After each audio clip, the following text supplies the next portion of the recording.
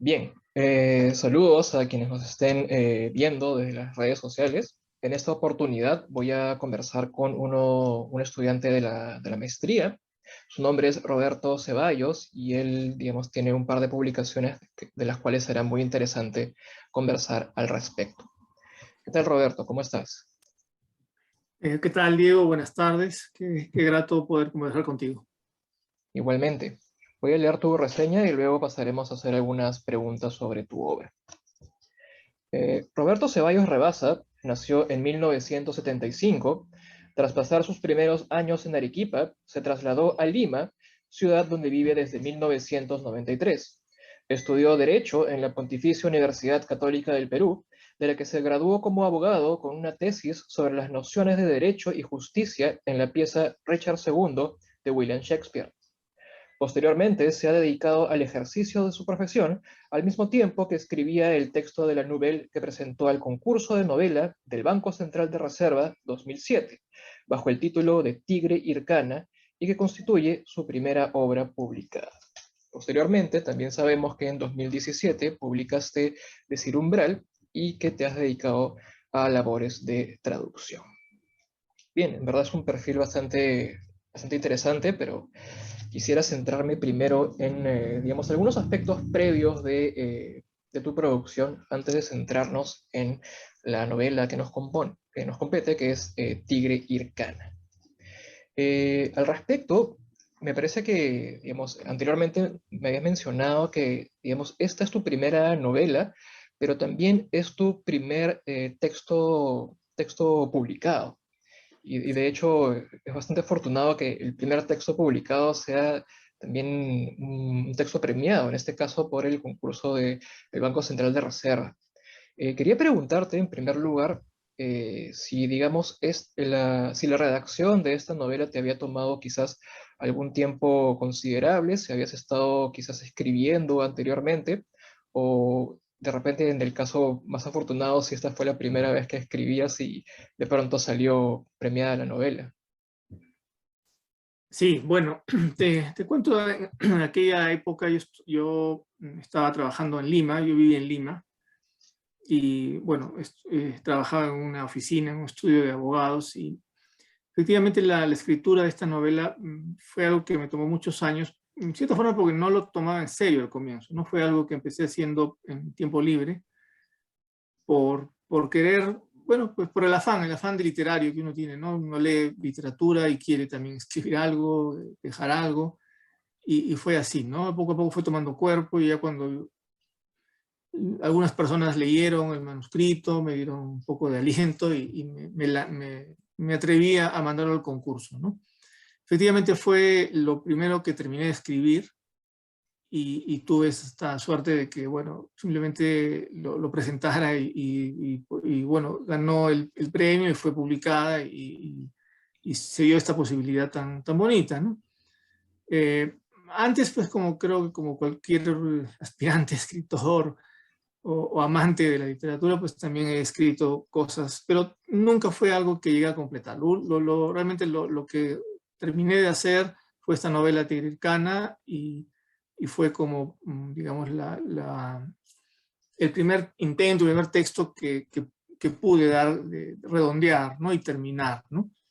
Y como tú has mencionado, pues efectivamente fue una cosa lenta que tomó su tiempo, varios años, porque lo hacía pues en estos ratos libres, ¿no? Que me dejaba el trabajo que tenía en ese entonces allá en Lima, ¿no?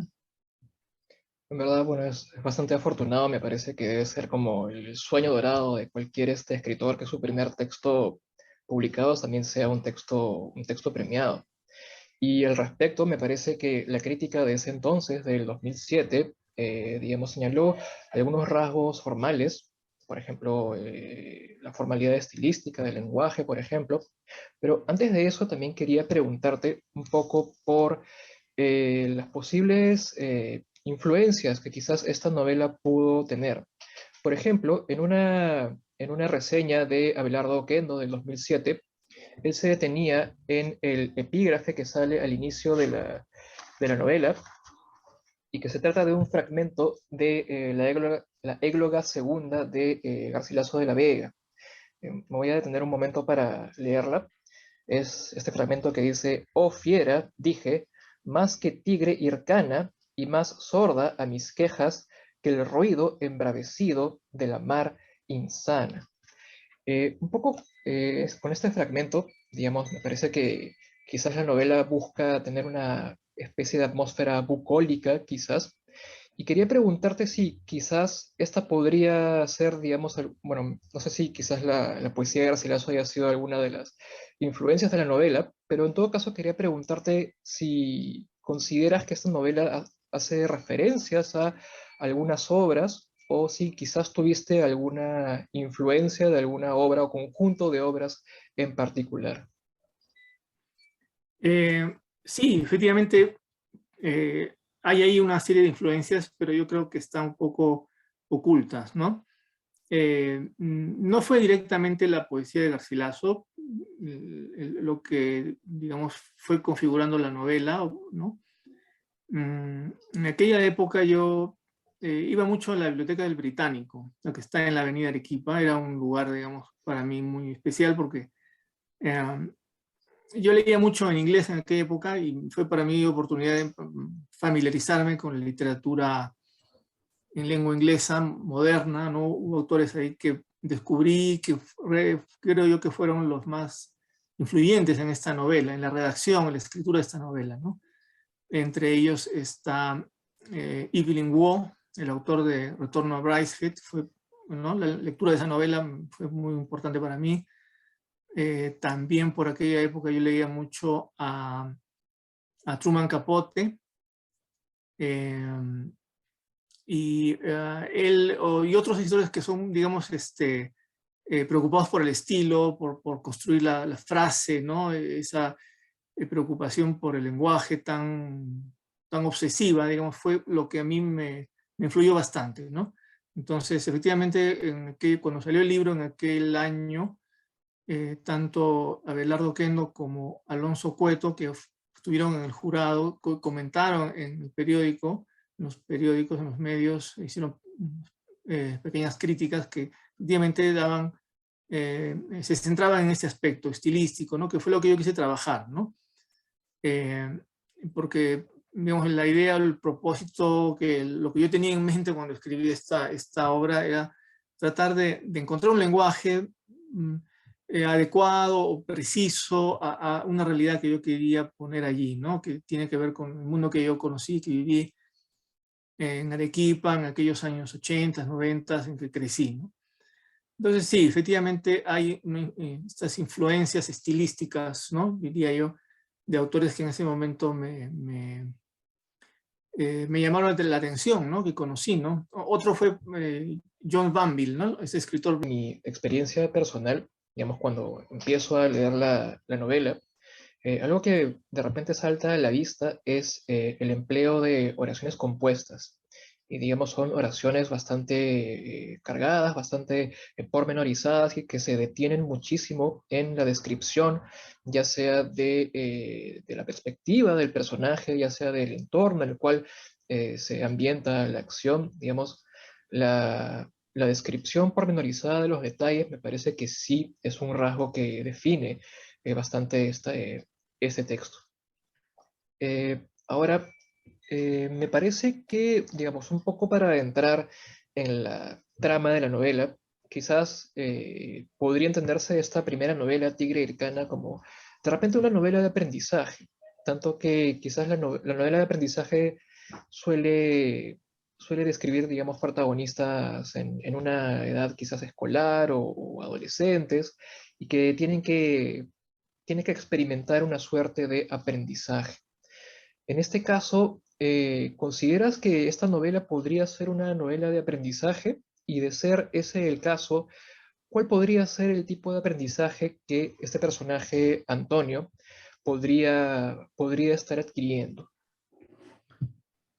Sí, efectivamente es la trama de aprendizaje está presente allí. Yo creo que fue una de las cosas en las que me apoyé un poco, ¿no? En este, digamos, primer intento narrativo, ¿no? Fue como un especie de, digamos, de apoyo, de lugar común que empleé, ¿no?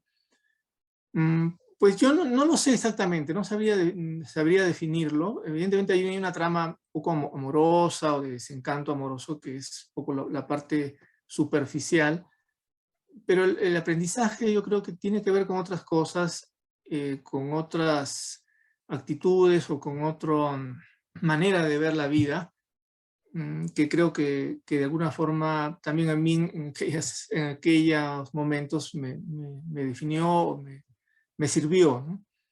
Que tiene que ver un poco, creo yo, con el desencanto, pero también con el realismo, o con esta forma de aprender, ¿no? O conceptualizar la realidad en la que se deja un poco la ensoñación o las figuraciones imaginativas, ¿no? Que a veces son propias de los adolescentes, sobre todo cuando no tienen la oportunidad de acercarse a la vida real, ¿no? Creo que como sucede en muchos casos en nuestro país, para personas como yo y como muchos, digamos, que hemos tenido la suerte de estudiar en un colegio, en una universidad, qué sé yo, no tener esa eh, oportunidad de conocer la vida directamente, ¿no? Con toda su crudeza. Entonces creo que en parte ha sido eso, mostrar un poco el vacío de la banalidad de un mundo hecho de ensoñaciones, de fantasías, de deseos vagos, irreales, ¿no? Y un poco el proceso, creo, de este personaje es conocer un poco la vida real, ¿no? Que a veces es un poco desencantada, ¿no? Pero que al mismo tiempo tiene una riqueza propia que uno debe aprender a mirar, ¿no? Entonces yo creo que hay un poco de eso, ¿no? Yo diría, realmente no me atrevería yo a definir, digamos, qué cosa es la trama, de qué trata. Y de hecho, digamos, otras personas que han leído me han hablado de otras cosas, de otros temas, no psicoanalíticos, que sí, ¿no? Que yo nunca he pensado o nunca me lo propuse, ¿no? Pero más o menos es por allí, ¿no?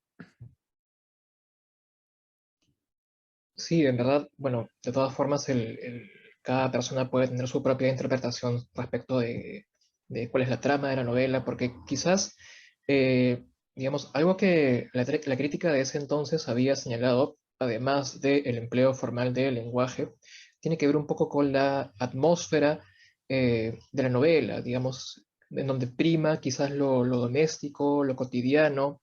De repente, digamos, no se trata de una trama, una especie de epopeya, digamos, no es una novela de aventuras, pero digamos, el recordar quizás este ambiente escolar, este ambiente, digamos, de las vacaciones de verano, este ambiente de las ensoñaciones o de las expectativas de adolescentes respecto de algún personaje femenino, quizás, me parece que sí se puede prestar a muchas interpretaciones. Ya para avanzar con tu obra narrativa, quería detenerme también en tu segunda novela, que es Decir Umbral. Decir Umbral se publicó en el 2017, 10 años después de tu primera novela. Quería preguntarte si quizás consideras que hay puntos de encuentro entre ambas novelas, si quizás hay temas que se vuelvan a emplear, si de repente el trabajo con el lenguaje es más pormenorizado, porque entiendo que existe un lapso significante entre ambas novelas, un lapso de 10 años. Entonces, quería preguntarte si quizás ambas novelas podrían estar conectadas entre sí o cada una se trata de proyectos narrativos diferentes. Yo creo que sí hay una conexión. Yo creo que, digamos, una conexión que no ha sido buscada, que yo no he pretendido, pero que inevitablemente se ha dado, ¿no? Y yo creo que esa conexión tiene que ver con aspectos, digamos, de la introspección, del trabajo del lenguaje, del recuerdo, de la ensoñación, de la subjetividad. Y yo creo que en la segunda novela fue un proyecto que yo quise llevar, digamos, como llevar al extremo ciertos temas o ciertas formas que había desarrollado en la primera novela Tigre y Hircana. Quise llevarlas a un extremo, quise explorar eso, digamos, un poco empujándolo hacia un límite quizá ya menos narrativo y más poético, ¿no? Ah, eh, por una parte, ¿no? Hay eso, yo creo yo, hay una acentuación de esos temas que hace, y además es más grande. Decir Umbral es un proyecto más grande, que quise abarcar más cosas. Pero allí lo que yo creo que me propuse, lo que creo yo que intenté buscar es lo siguiente, ¿no? Porque hay un tema, creo yo, que en el Perú es muy importante, que es el tema del realismo social. Eh, Tú justamente has dado una palabra que me parece muy interesante, que es la epopeya, ¿no? Y siempre creo yo que los lectores, los críticos, digamos, siempre tienen esa preferencia por la epopeya social, ¿no? Los movimientos, los grandes temas, ¿no?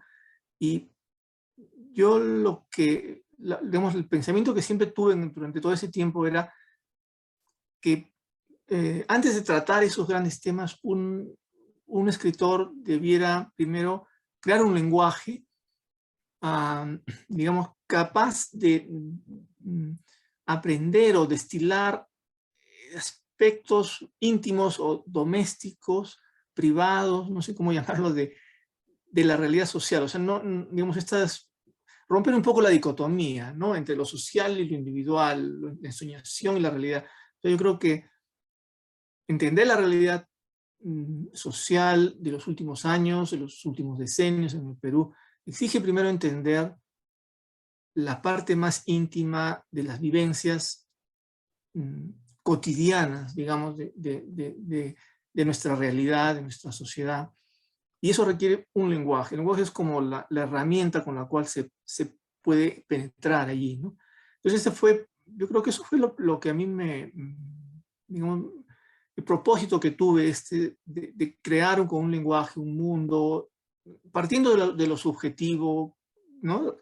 De repente de la ensoñación, del recuerdo, ¿no? Pero tratar de armar y crear con un lenguaje propio. Yo recuerdo que en aquellos años yo sentía eso, ¿no? Que no había un lenguaje para narrar las cosas propiamente peruanas, vamos a decir así, ¿no? Y en especial las cosas que yo que he crecido en provincia, en Arequipa, no había un lenguaje. Yo notaba que en el caso del mundo anglosajón, ¿no? Que como te conté, pues era un poco, en aquellos años formativos míos, era un poco algo que a mí me obsesionaba, me gustaba. Yo noto eso, que sí hay un lenguaje, hay unas formas ya establecidas, creadas por las distintas tradiciones de escritura, ¿no? Y eso me parecía que no existía acá, ¿no? Y que era necesario crear eso primero. Entonces, he habido en mi, digamos, eh, trayecto de narrativo de estas dos obras, ese deseo, ese intento, ¿no? Y decirlo umbral es un poco que he llevado al extremo esta búsqueda del lenguaje hasta a casi, digamos, distorsionar en sí la acción de la narración, ¿no? Pero es un proyecto que creo yo que era necesario para mí, digamos, como una persona que quiere trabajar el lenguaje, y también es una línea que creo yo que la he completado, digamos, ¿no? Y lo que quiero hacer ahora, de ahora en adelante, va a ir en otra dirección, menos quizás subjetiva, ¿no? Ensoñadora, pero que tiene como base, cimiento, este primer trabajo, ¿no? Entonces, eso creo yo que es lo que está detrás de estas dos obras. En verdad es bastante interesante, digamos, el conocer la perspectiva de cada autor con respecto a ya no solamente un proyecto individual, sino respecto de un proyecto colectivo y que ya conjugue o, digamos, incluya, en tu caso, por lo menos dos obras. En verdad también es muy interesante que me digas que quizás este trabajo con el lenguaje ya consideres que esté culminado y que busques aventurarte quizás en otra clase de proyectos. Ahora, también con respecto a quizás el caso de ambas novelas, un aspecto que no quería dejar de mencionar es el hecho de que me parece que en el caso de ambos protagonistas, ellos no son personajes limeños, sino son personajes que se vinculan con el mundo, de repente en el mundo de Arequipa quizás. ¿Consideras quizás que esta esta perspectiva, quizás no limeña, pero ya quizás que incluya temas mucho más vinculados con el mundo de provincia, ¿consideras que eso podría ser un distintivo entre ambas novelas? Sí, yo creo que, digamos, en las dos novelas he utilizado esta distinción, esta dicotomía, esta distinta forma de percibir la realidad que es de alguien que ha crecido en una ciudad de provincia, una ciudad pequeña, y que conoce además la ciudad de Lima, ¿no? Entonces, bueno, por razones personales mías, que digamos, me crié en Arequipa, luego viajé a Lima y viví muchos años en Lima, esta posibilidad de conocer, digamos, estos dos ámbitos, estas dos realidades, ha sido algo que he tratado de explotar, de utilizar estas dos obras narrativas, ¿no? Y ello me ha servido para tratar de comprender, o sea, digamos, alguien que crece en una ciudad pequeña de provincia con esta visión de repente un poco más reducida de la realidad, y sobre todo, digamos, en el caso de Arequipa, que es una ciudad además que como tiene cierta identidad propia, también tiende a encerrar un poco a la persona que ha crecido acá, ¿no? A darle un mundo completo, digamos, ¿no? Entonces, este mundo completo luego en Lima se deshace, ¿no? Y tú tienes una serie de perspectivas y una variedad de formas de pensar y de formas de vida que te sorprende mucho y luego te enriquece mucho, ¿no? Y al mismo tiempo regresar otra vez a provincia y ver con otros ojos esa realidad primera que tuviste de otra manera. Toda esa experiencia para mí ha sido, digamos, muy particular y muy didáctica y muy profunda, ¿no? Y sobre todo en Decir Umbral me he aprovechado un poco de eso para tratar de aprender esta realidad pequeña, ordinaria, ¿no? De las cosas, de las sensaciones, ¿no? Que, como te decía antes, creo yo que es como el cimiento de lo que uno debe trabajar en la literatura, ¿no? Antes de entrar a los grandes temas, o como un cimiento de ese intento, es primero tratar de encontrar, aprender un lenguaje de las cosas y las sensaciones más ordinarias, ¿no? Entonces sí, para mí efectivamente esta posibilidad de ver crecer en provincia, conocer después Lima, tener esta experiencia es algo que te permite enriquecer la manera de acercarte a las cosas, ¿no? Perfecto. Bueno, ya como una última pregunta y quizás también como una curiosidad personal, nos estabas comentando que consideras que quizás ese trabajo formal con el lenguaje ya se podría considerar culminado en el conjunto de ambas novelas, de Tigre y Ercana y de Decir Umbral. En todo caso, quería preguntarte si tenías algún proyecto literario para más adelante, si quizás ya tenías pensado qué otras innovaciones con el lenguaje podrías estar trabajando en ese momento, si es que hay algún proyecto para más adelante. Sí, bueno, yo estoy trabajando en una nueva novela, una narración que no sé, digamos, cómo va a resultar, pero sí, o sea, digamos, lo que me propongo hacer ahora es tratar un poco de contrapesar esta tendencia subjetiva, ¿no? Que es muy clara en estas dos primeras novelas y tratar y buscar un acercamiento un poco más amplio hacia otros, digamos, hacia lo otro, hacia los otros personajes, hacia otras perspectivas que completen, digamos, una visión de la realidad, ¿no? Ese es un poco lo que me planteo hacer. En cierta forma, digamos, desde Decir Umbral a la actualidad, la oportunidad que he tenido de hacer algunas traducciones, de trabajar en traducir textos, inclusive la posibilidad que he tenido de incursionar un poco en la traducción de poesía, eso también ha sido para mí muy útil, ¿no? Muy revelador.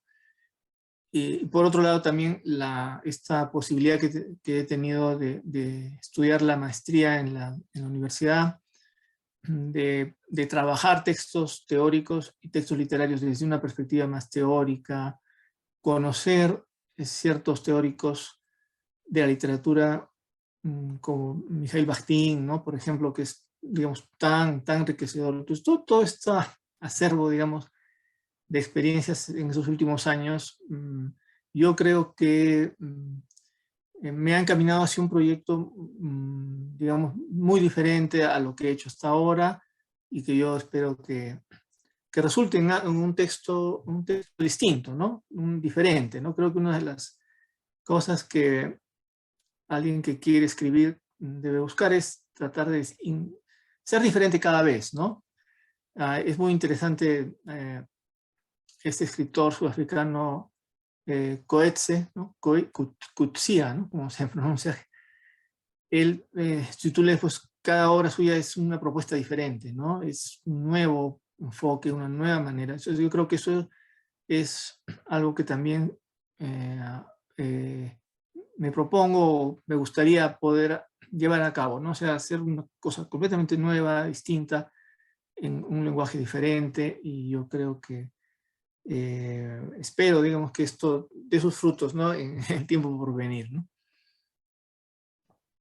Perfecto, Roberto. En verdad será bastante interesante no solamente comprobar, digamos, qué innovaciones podrías estar trabajando, sino también cómo es que estas innovaciones, en todo caso, se pueden relacionar también con el conjunto de tu obra, ¿no? En todo caso, bueno, te agradecemos muchísimo que nos hayas concedido esta entrevista y contigo será hasta otra oportunidad. Muchas gracias. Muchas gracias, Diego, por esta oportunidad, y ha sido un gusto tener esta conversación. Muchas gracias a ti. Igualmente. Hasta luego.